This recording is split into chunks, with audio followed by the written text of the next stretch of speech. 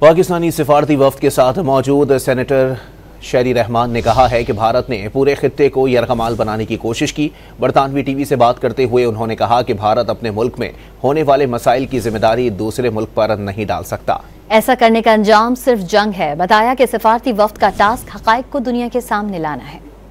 पाकिस्तानी सिफारती वफ्द के साथ मौजूद सेनेटर शहरी रहमान ने कहा है कि भारत ने पूरे खित्ते को यरगमाल बनाने की कोशिश की। बरतानवी टीवी से बात करते हुए उन्होंने कहा कि भारत अपने मुल्क में होने वाले मसाइल की जिम्मेदारी दूसरे मुल्क पर नहीं डाल सकता। ऐसा करने का अंजाम सिर्फ जंग है। बताया कि सिफारती वफ्द का टास्क हकाइक को दुनिया के सामने लाना है।